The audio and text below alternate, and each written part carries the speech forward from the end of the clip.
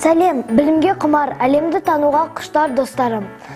Мен Балақай ТВ арнасының «Ол кім бұл не» айдарының жүргізушісі Мөлдірмін. Мен сендерге бүгін глобус жайлы қызықты деректер, ақпараттар айтып беремін. Глобус жер шарының кішірейтілген моделі.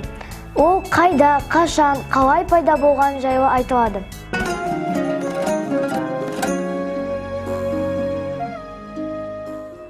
Глобус деген карта, одан Қазақстанда біздің үйді көруге болады. Глобус ол үлкен карта. Глобус жейтін зат. Дүние жүзінің бейнесі дәл көрсетілетін құрал глобус. Глобус латын тілінде шар деген мағынаны білдіреді. Біздің заманымызға дейін 2 ғасырда ақындар глобусты тұтастық белгісі деп санаған. Көне грек ойшылы, философ, әрі филолог Кратет Одиссея дастанын күні-түні оқып, шығарманың басты кейіпкері жүрген жолын картаға түсіріп отырды. Жердің шар тәрізді екені оған дейін белгілі болған. Дегенмен, бұл Кратес жасаған глобус географиялық өнертабыстың бастауы болды. Екінші рет жердің сұлбасы 1492 жылы Нюрнберг қаласында жасаған. Оны Мартин Бехайм есімді ғалым жасады. Бехайм жер сұлбасын жер алмасы деп атады.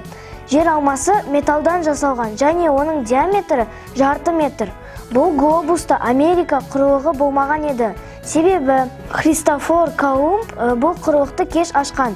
Онда белдеулер жазылмаған.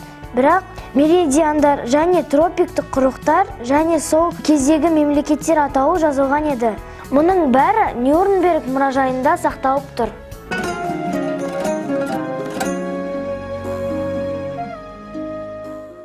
GPS навигациялық жүйесін жасайтын компания алып глобус жасаған екен.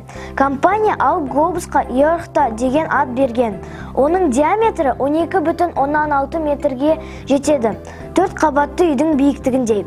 Глобус 792 кескіннен құралған. Кескіндердің барлығын бұрандамен бекіткен. Бұл глобус қазіргі таңда ақш-тың Ярмут қаласында тұр. Гиннес рекордтар кітабында алып глобус ретінде енген.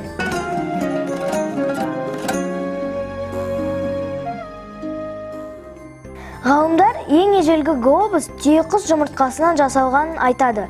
Көне глобус кім жасағанын белгісіз, ешқандай меншікті белгі болмаған. Зерттеушілер бұл глобусын Леонардо да Винчидің қолданбасын көруге болады. Өйткені шарда Леонардо да Винчи элементтері басым деседі. Бұл глобуста материктер латын әрпімен жазылған екен. Тіпті кеме апатында мерт болған теңізшілердің есімдері де көрсетілген.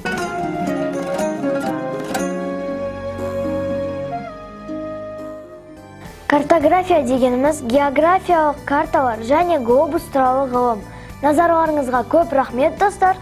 Сау саламат болыңыздар, келесі кездескенше.